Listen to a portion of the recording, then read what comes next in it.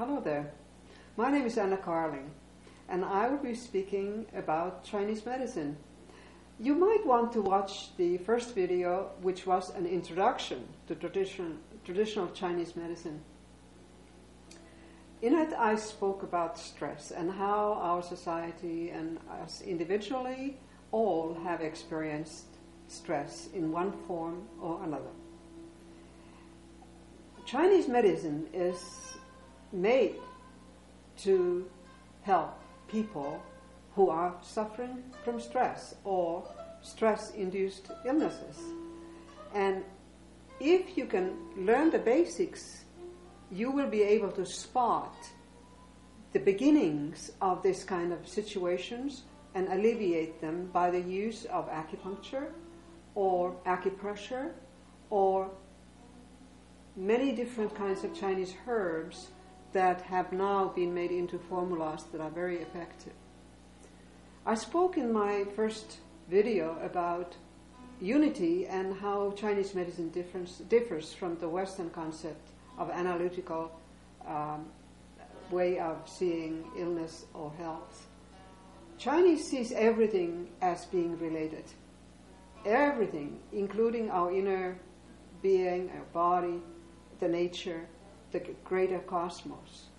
So it is this unity that we have to understand. It takes a kind of a paradigm shift in our thinking of understanding a Chinese way of understanding life rather than our Western way. And the basics that I'll be teaching you, which I refer to as building a well that will have clear water of knowledge that has been gathered through thousands of years and is available to our Westerners in a very simple format once you understand the basics. The Chinese medicine is based on vital energy. They call it qi. And that vital energy is always being directed to find a balance between the opposites that we can see everywhere around us that we experience in our being. We can see the sun during the day and the moon at night. Now, when we look at disharmony within our being, we can ask questions that are based on that opposites. We can ask, is this caused by something that is external, or does it come from internal causes? So by asking these simple questions, you begin to think in terms of finding the balance between the external and internal. Or you may ask, is it excess or deficiency? You know, when you eat too much, you feel bloated. You feel that you have gone over the mark.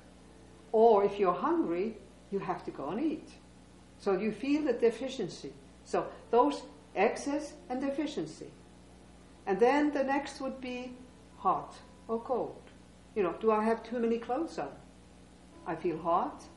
If I'm in the cold, go from inside to outside, we feel the cold. So the conditions are classified like that.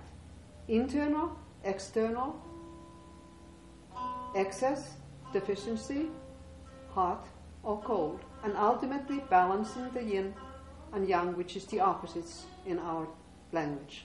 So yin and yang is the opposites of the excess, deficiency, external, internal, hot or cold. That's so simple. And this would be a way for you to learn to take stock of where your health is. And of course we'll be working toward perfect health.